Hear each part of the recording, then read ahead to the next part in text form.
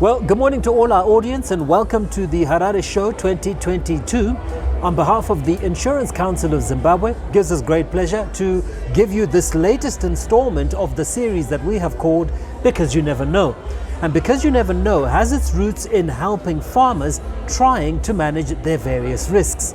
And I'm delighted to report to you that this morning we're in the company of Malcolm Mhlanga, who represents CBZ Insurance. And I say to you, good morning, Malcolm, and welcome. Morning, Patrick, and thank you for the invite. Thank you. Right, why don't we start? You know, insurance is important, but what do you see on the ground? What is the state of affairs? How are farmers relating and even managing, if I may put it that way, the area of risk? Well, the risk starts from when someone starts the whole entire project, whether it's putting a seed into the ground, whether it's raising a little calf or even a chicken. How you create an environment for it, how you manage the entire process up to the time where it's either you're harvesting or you're sending through the specific produce or product that you're selling to the end user. So risk starts from the time that the project starts. And from our own assessment, risk starts from when you start to see how best you can control the environment, how you make sure that you get the expected yield at the end of the day. So I'm sure everyone is risk averse from the beginning without actually knowing. Oh yeah. But as they're going into it, they're actually practicing elements of how they can secure their produce and their harvest at the end of the day. So that's how I see it, and I'm sure everyone is. But when it comes to insurance, now is to make sure that you've got that compensatory element at the end of the day.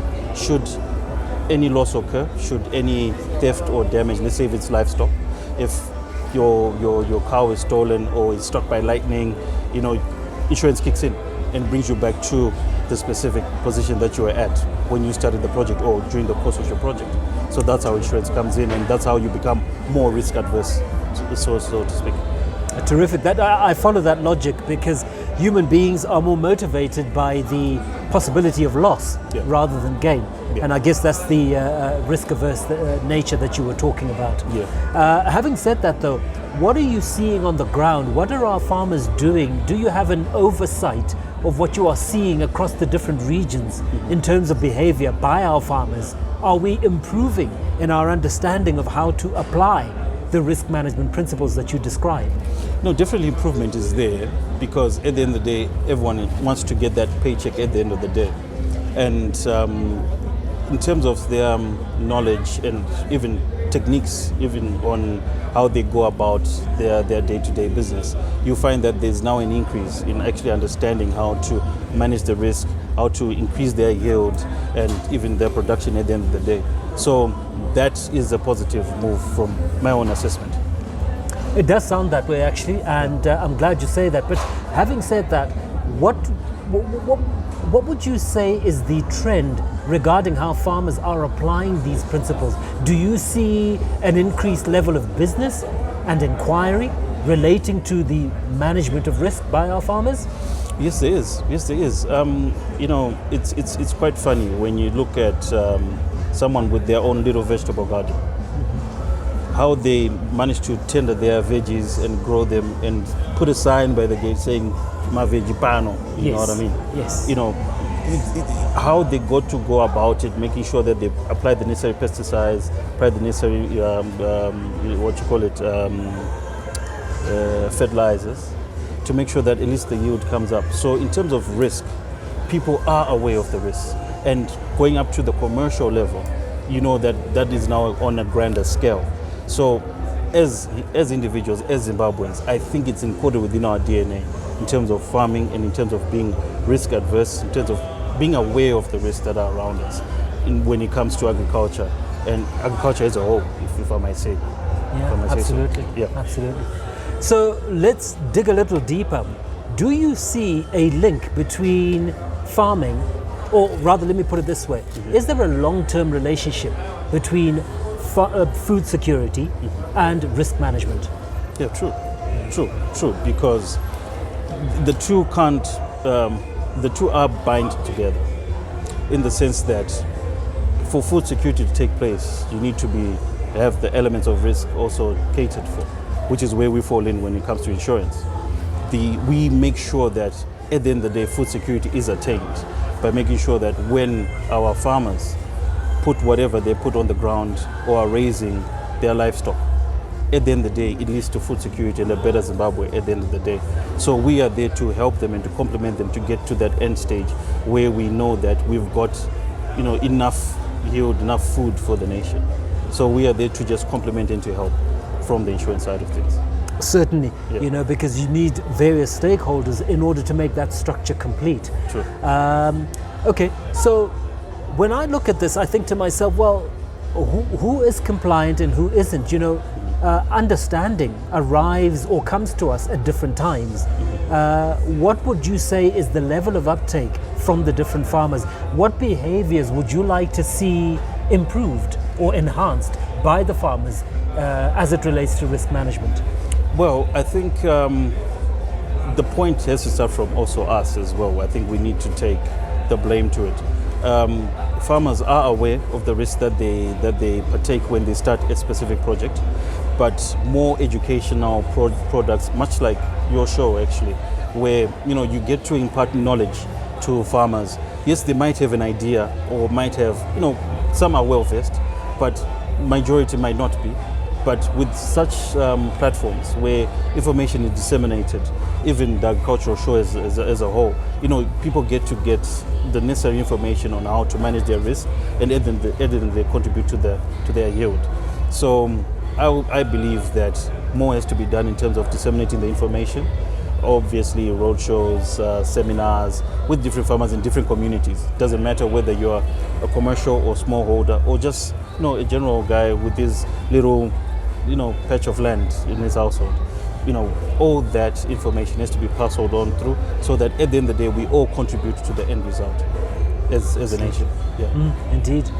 So, if we look into the past, are there any scenarios or testimonies that you would be able to share of those who have perhaps suffered due to lack of this knowledge? Are there examples that we can share with our audience of people who have maybe suffered, as I say, because of their lack of knowledge? And what are these specific examples? Okay. If I'm to go deeper into it, we might lose people. I'll start with you, Patrick. Have you ever reared chickens before? I have to be honest, no. Okay, anything to do with agriculture, even on a small scale? No. Like a little vegetable? Not yet. Not yet? Not yet. All right, but let's take it from here. Someone has got their own chicken coop, and they buy their little they make up the structure, put the chickens there, monitoring them as the weeks go. And eventually you then find that maybe one day you wake up, half of your chickens are gone, maybe due to diseases, or maybe it was cold during the night and they got affected by that. Such cases will then make you become more aware of how you can mitigate risks around. Some learning phases where you learn from a mistake that would have taken place. Some then get to learn from the information. When you share information, look, I lost half of my chickens overnight because I did not do A, B, C, and D, and people go from there. So all these elements where losses have occurred and people have seen risks taking place have actually taken place on a smaller scale for them to then go over to the larger scale. So we all have a test case. You wake up one day, your veggies are hit by whatever disease that's there. You then learn, no, I need to buy pesticides. I need to do this, I need to do that. So it's continuous learning at the end of the day, and how people go about that. Continuous learning indeed. Yeah. Do we see a general improvement in performance? Because we have many new entrants who are young, sometimes relatively uninformed, who've come into the market. Do you see an improvement in performance or productivity, most importantly? True. There's an amazing statistic that I saw that 800 million people globally go hungry, and yet over 2 billion people are obese. True. It's quite true. Look at our stats when it comes to tobacco. Over the years, the yield has been growing, even on maize as well. It has been growing. So you find that more people are now getting involved into agriculture. even when you look at goats, when you look at cattle, when you look at the milk production as well, we're not really suffering from that. People are investing more of their time into the land and trying to grow whatever that they can grow and try to expand more within that space of agriculture. So the stats themselves from TIMB in terms of how many tobacco farmers are there, it's all recorded. People are registering, people are getting on the ground, people are doing what they need to do to make sure that at least there's enough yield for everybody. And in terms of product, let's talk about what the industry has to offer. Off the top of your head, what would you say the 3 most popular products are for farmers out there? What kind of cover is either recommended or most popular? Okay. Well, when we say 3, we look at the whole farm ecosystem that we have. We start off with the general insurance aspect. Obviously, your farm equipment has to be insured. That's your tractors, your combine harvesters, your barns, you name it. Anything tangible that you use onto the field can be insured and will be insured. And then you look at the crop. You can also get cover for your crop against any allied perils. When we say allied perils, meaning your flooding, your fire, frost, you name it, lightning, thunderstorms, windstorms, you name it, that can be covered. And then also moving on to livestock. See, there's also cover for livestock as well, where elements of theft are also covered. Your cows can get struck by lightning. Fire can also kill your head of cattle. So all of that can also be covered, and also elements to do with drought and what comes with that, diseases and parasites. They can also be covered when it comes to insurance. So when you look at that entire ecosystem, you can see that those 3 products can come out if you're involved in all of those specific products. Very interesting. And what do you see from your perspective? The emergence of the issues we are seeing with the climate and the uncertainty around that dynamic. I mean, just this week, I'm sure everybody knows what's going on in Pakistan. Yeah. What trends are you seeing in terms of the climate that our farmers should be aware of? Obviously, we can't run away from the elements of climate change. Climate change is affecting the entire planet. And when it comes to that, unfortunately, we experience the harshness of the sun at the end of the day. And when it comes to insurance, we make sure that we try by all means to give farmers some form of compensation should elements of climate change take place. When a drought ensues, your produce will suffer.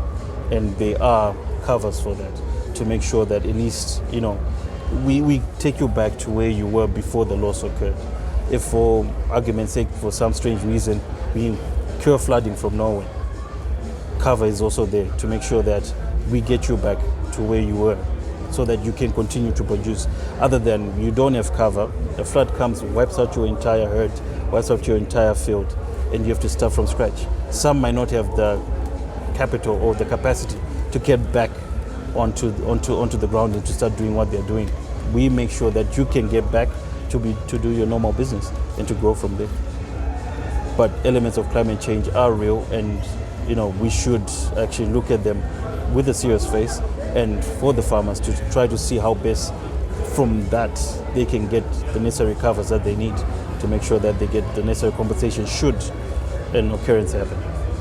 I'm going to hazard a guess here that you might know this question, but what do you think are the 2 biggest threats that our particular context faces in relation to climate change? Honestly, it's just to do with the rainfall patterns and temperatures. Those really, really affect us because, let's say, we take a dairy cow for argument's sake. If experiences, higher temperatures, it affects its growth, it affects its milk production, it affects a lot of things when it comes to that. Even might lead to death. So, those 2 elements when it comes to our rainfall patterns and our temperatures, they will really, really affect the agricultural environment from my standpoint. Yeah. So as we bring this conversation to a close, what would your recommendations be? And I keep thinking of particularly our emergent farmers. what should they know about this environment? Because definitely we sense and know that the competition is intensifying. We know that it certainly remains volatile and unstable, but at the same time, this is the reality that we have. True. So what would be your recommendation be as an insurer to our emergent farmers? Okay. Well, my recommendation is obviously they need to be insured. There's no project that's too small or too big. We can come in and do an assessment on your project.